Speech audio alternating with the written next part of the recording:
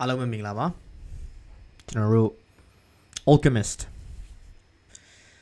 part 3ရောက်ပါပြီအဲ့တော့ပြီးခဲ့တဲ့ရှေ့အပိုင်းမှာတော့ကျွန်တော်တို့ဒီ Santiago ဆိုတဲ့ကောင်လေးက Crystal ဆိုင်မှာဒီဖန်ခွက်တွေရောင်းနေဆိုင်ပေါ့နော်အဲ့ဆိုင်မှာသူအလုပ်ဝင်လုပ်တယ်ပတ်စံရရတော့သူ့ရဲ့အိမ်မက်ပေါ့နော်သူပြစ်ချင်တဲ့ဆန္ဒကို Egypt သွားကြတာပေါ့နော်သူရဲ့ treasure ရတနာတွေရှာကြတယ်ပတ်စံတွေအများကြီးရတဲ့အချိန်မှာပထမတော့သူကပတ်စံရပြီးသူအိမ်ပြန်ဖို့စဉ်းစားထားပေမဲ့ပတ်စံတွေအများကြီးရတဲ့အချိန်မှာသူ့ရဲ့အိမ်မက်ကိုသူရည်ရွယ်ချက်ပေါ့နော်ဆက်ပြီးတော့ပန်းနိုင်ဆက်လျှောက်တယ်ပေါ့နော်ကျွန်တော်စပြီးနားထောင်ကြမယ် so let's get started so in the last one we discussed we learned about the boy right who lost everything on his journey. I think a thief or burglar, right, cheated on him, and he got cheated, and then he lost everything. He was trying to find a job, and he found a job, and it was one of the crystal shops, and he got a job. He tried so hard. The owner of the shop liked him. They became best friends after he worked, and he earned a lot of money, and now he was okay, right? And then he decided to go and chase his dream to get to the pyramid to find treasures, right? So let's get started. So I would do like only half of the video, which will take, I guess, 30 minutes. Let's get started. So he goes to a location in the city where there are trade caravans. Remember, this is before airplanes. No airplanes at this time in this time when the story is happening.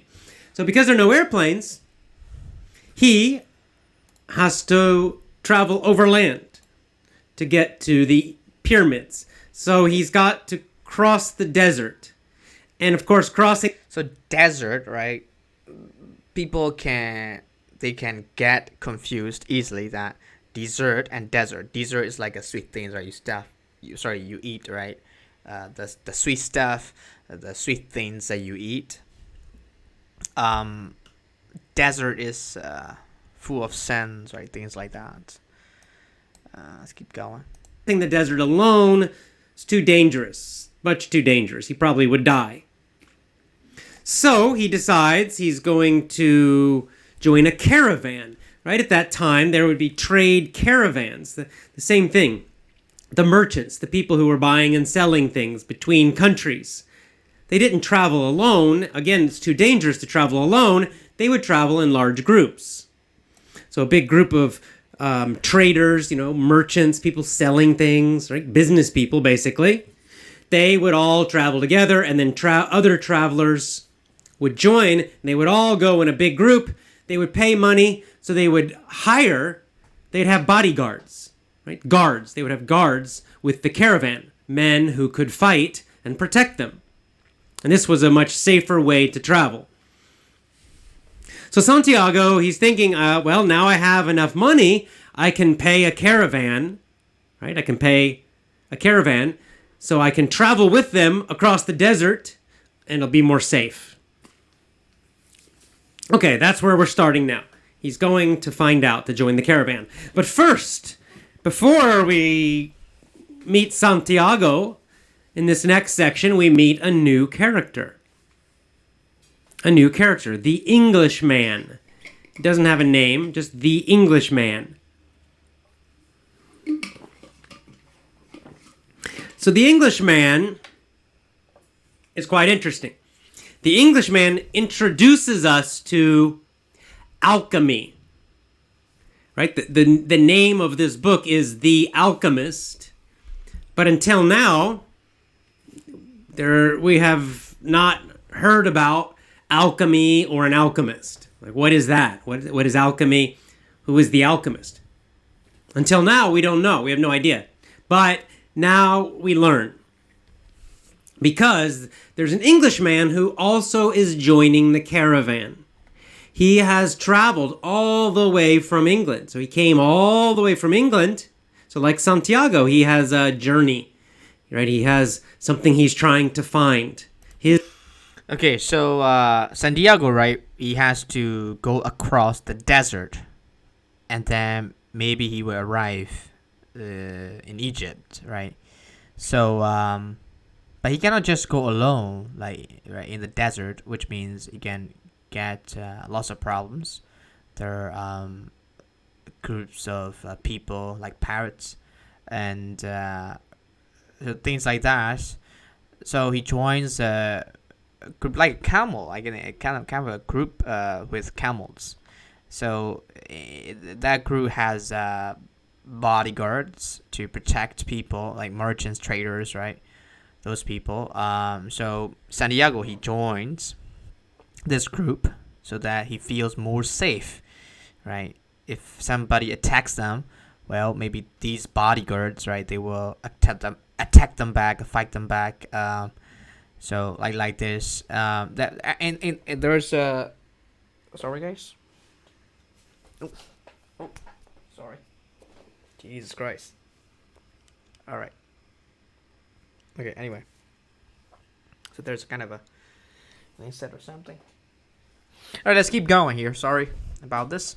By the way, the in that group there's an Englishman, right? The book in the book. The writer, maybe the speaker, right? AJ Ho, he says that there's an Englishman. He is more of like a bookworm, so which means that he likes to read books and he reads books and books and books. But Santiago the boy, he is more of the kind of a realistic person, so he focuses on the reality. So he learns the nature, the environments, right? He gets experiences from the reality, right? Maybe by traveling, by doing something, but not just. Oh, Santiago also, yeah. He also reads books, but not like serious, right? Like the Englishman, you will see. But the Englishman is very interested, very excited, very enthusiastic about reading books and learning from books, getting knowledges from there. So this is the idea here. Let's keep going. His personal legend, his mission. The Englishman has a mission too. And he has also gone on a long journey away from home, and he is now in the same area. Where are they? They're in Tangiers, I think.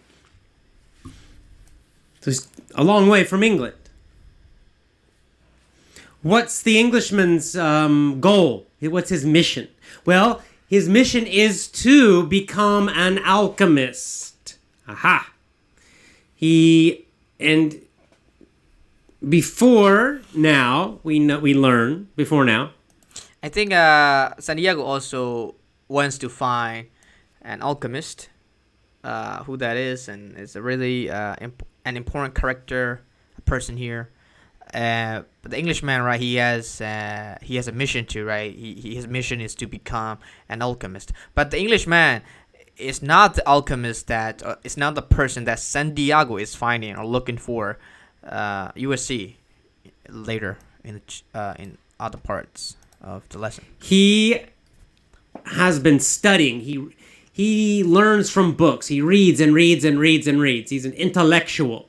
Right? He likes to study and read. And he has been reading and reading and reading about alchemy.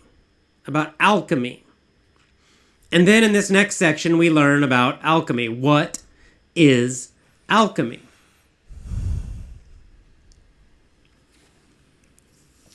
Alchemy was kind of a part magic and part science. And it's the idea that alchemists, there were real alchemists back in the Middle Ages. In Europe, they believed they could turn lead into gold. Right? So they were kind of the first chemists in a way. But they also had a deeper meaning to what they were doing, a more spiritual purpose, not just chemistry.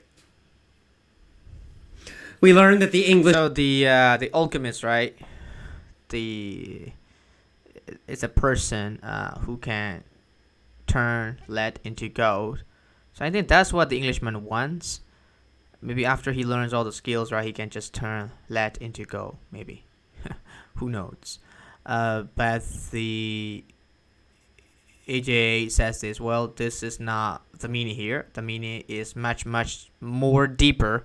That here, the alchemist, it means that it's kind of a some kind of things that are like connected or related to like spirituality, which is a kind of a religious.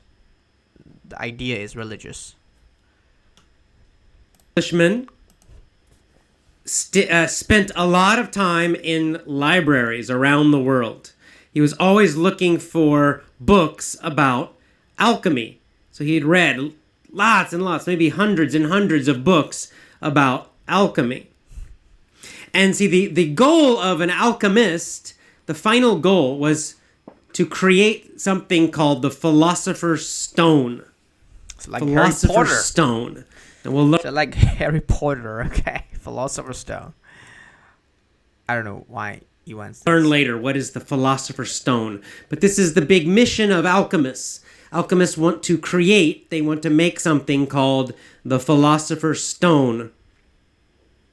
You may remember Harry Potter, the first Harry Potter book used this Philosopher's Stone idea. It's a very old idea.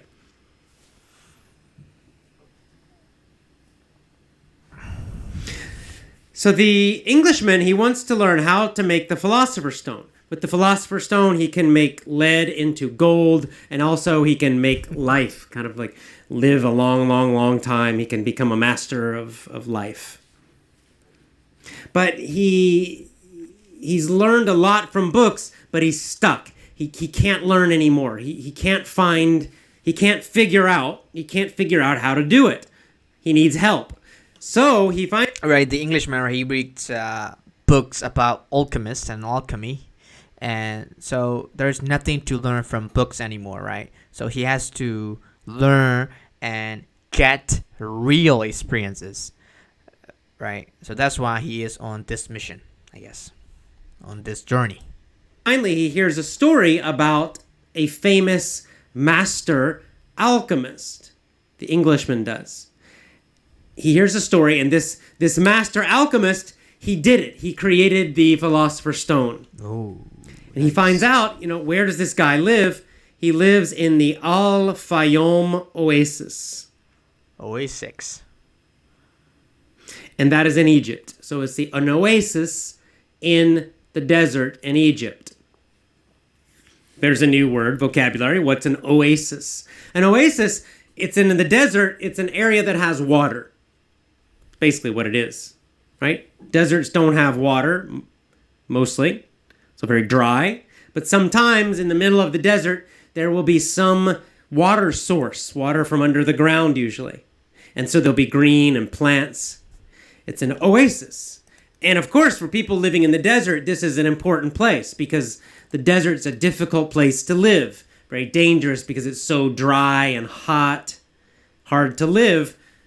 So an oasis can, save your life because there's water there, plants, trees, maybe food. So there's an oasis in the desert, and that's where the alchemist lives. So the Englishman is traveling. He wants to go to the desert in Egypt, to the oasis, and find this master alchemist. Master alchemist. Because he wants the alchemist to teach him.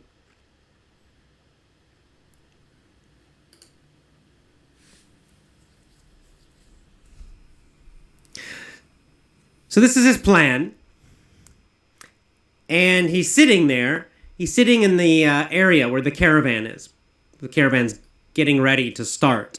And he's sitting there and he sees Santiago.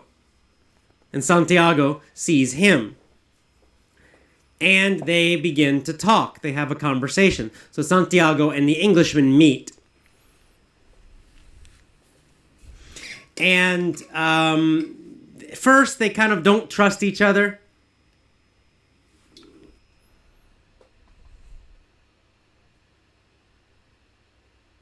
Oh. All right. I think the line crashes. I don't know what's going on. Okay, so I think I will come back, guys. I don't know what's going on. I think the line is crashing or something.